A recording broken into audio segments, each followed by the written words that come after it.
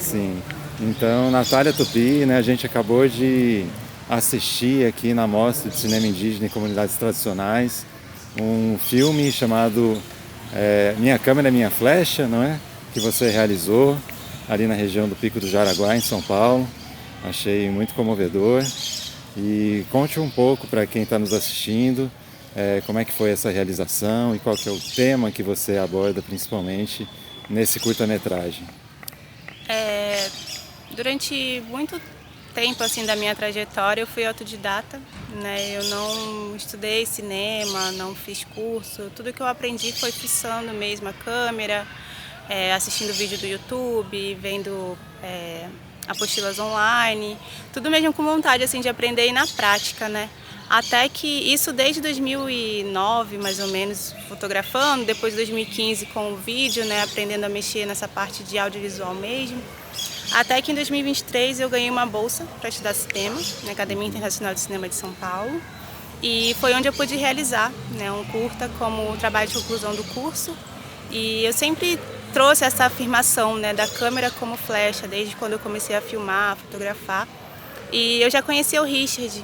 Então, quando surgiu essa oportunidade, né, eu falei, eu quero contar essa história com esses recursos possíveis, né, que é uma câmera boa, um equipamento de som bom, porque a gente já faz isso, já conta nossas histórias mesmo sem ter esse tipo de equipamento, né? Então, tendo esse tipo de equipamento, eu queria muito contar essa história.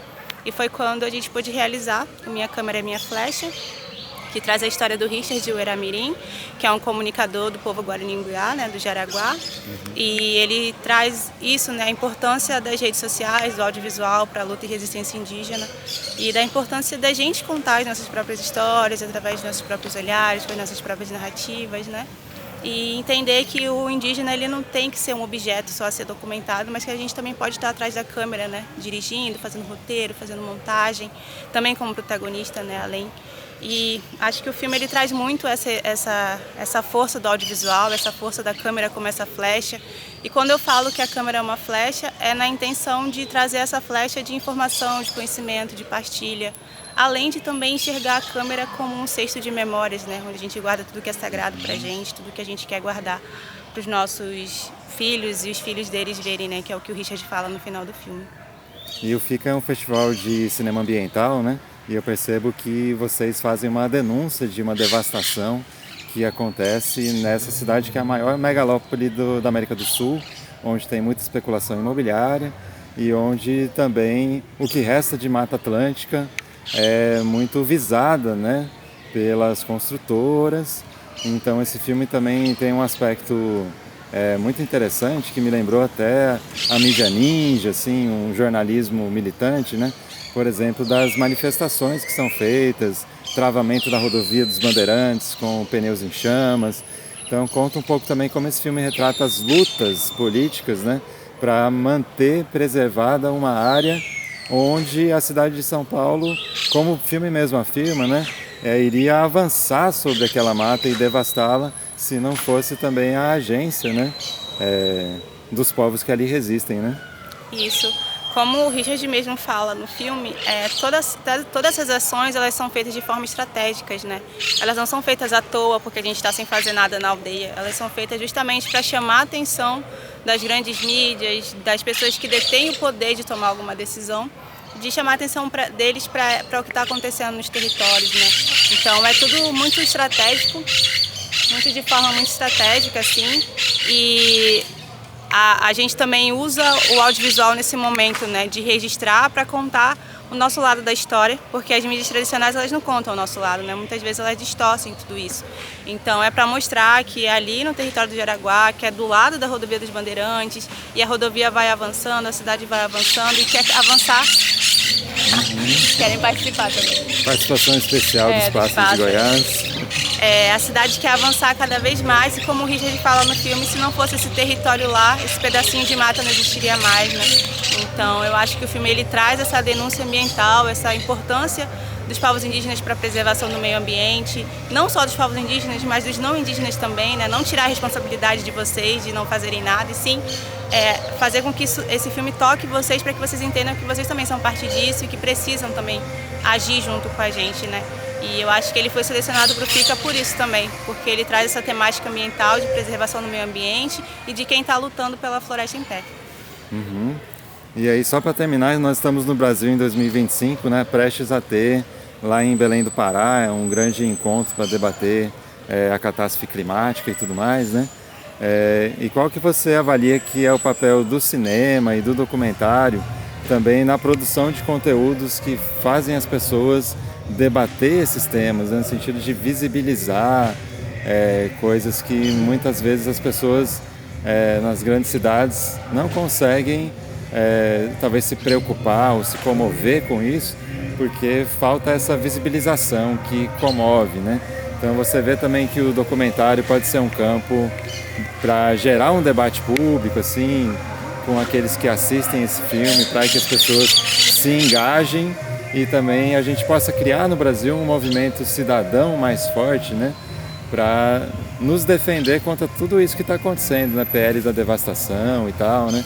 Porque acho que se nós deixarmos esses eventos acontecerem somente entre autoridades, somente entre delegações internacionais, sem a participação dos povos tradicionais, né? Parece que a coisa não avança, eles ficam lá portas fechadas, fazendo acordos diplomáticos e tal, e enquanto isso a terra queima e as matas são devastadas, né? Então você enxerga o cinema documental como tendo uma importância assim, nesse momento tão urgente que a gente tem que barrar a devastação, né? Eu acredito que as pessoas elas só se comovem com aquilo que elas conhecem, né? Então não tem como eu cobrar que as pessoas apoiem os povos indígenas se elas não conhecem a realidade indígena. Eu acho que o cinema ele entra como essa ponte, né, de conexão entre esses dois mundos, né, o mundo indígena e o mundo não indígena, pelo que o indígena está lutando e pelo que eu posso ajudar eles, né? Então eu vejo muito o cinema como essa ponte de conexão e acho que ele é imprescindível, não só o documentário, mas todas as nossas narrativas, seja na ficção, documentário, de forma híbrida, né? Tudo que a gente tem produzido por trás ali, nas entrelinhas, sempre traz essa importância da preservação do que a gente acredita.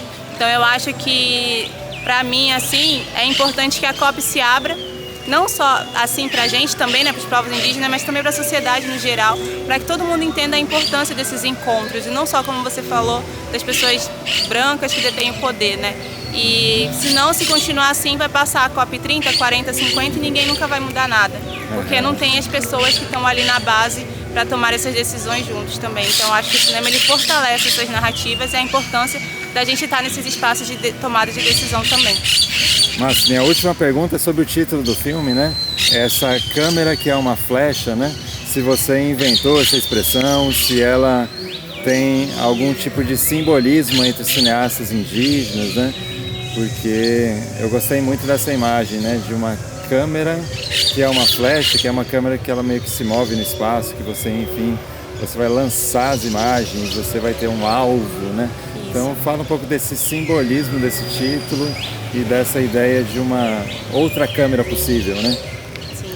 Então, a minha câmera, minha flecha, foi uma afirmação que eu comecei a falar lá em 2015, quando eu comecei a fazer vídeo.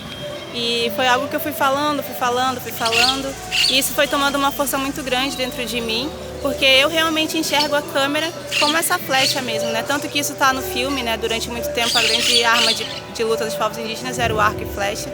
Hoje a câmera é esse arco e flecha pra gente, né? Então é realmente, como você disse, essa câmera que está lançando essas imagens e visa atingir alguém, né? Atingir algo que não é feito à toa. São imagens que são soltas e são lançadas de forma muito importante, coerente e de forma direta, assim, né? Que é a gente falando por nós. Então, hoje em dia eu vejo, depois que eu lancei o filme, que o filme foi se tornando conhecido nacionalmente, até internacionalmente, né? A gente passou no festival francês agora, 2 festivais, também passamos em Lisboa.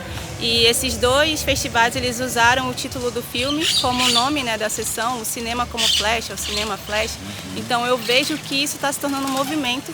Então já não é mais só uma afirmação da Natália, já está se tornando um movimento, que é o que os parentes sempre fizeram, mas estão levando essa mensagem adiante também, se fortalecendo dentro dessa mensagem, enxergando a câmera como essa flecha de partilha, informação que pode atingir muitos mundos e muitas mentes. Massa, agradeço muito então, Natália, pela sua disposição de conversar aqui com a Casa de Vidro, nesse seu primeiro dia aqui na cidade de Goiás, né? E aí queria te convidar só para a gente dar um passeio ali e conhecer a tenda multiétnica, Tá. para completar esse nosso plano sequência nesse fim de tarde aqui na cidade de Goiás.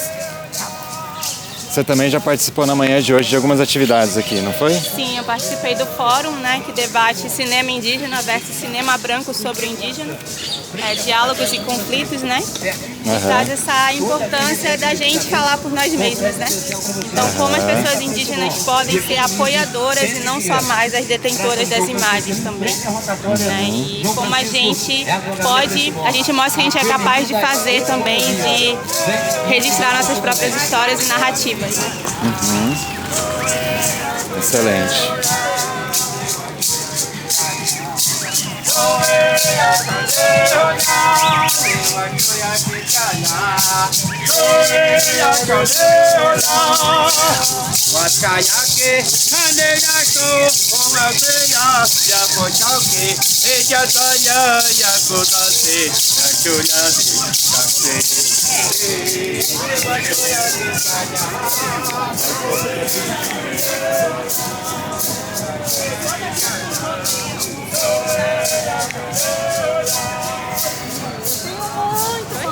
Muito bom, valeu demais. Tenda multiétnica, Natália Tupi. Obrigadão pelo plano de sequência. Vai estar à disposição também caso você queira utilizar. Valeu, gratidão.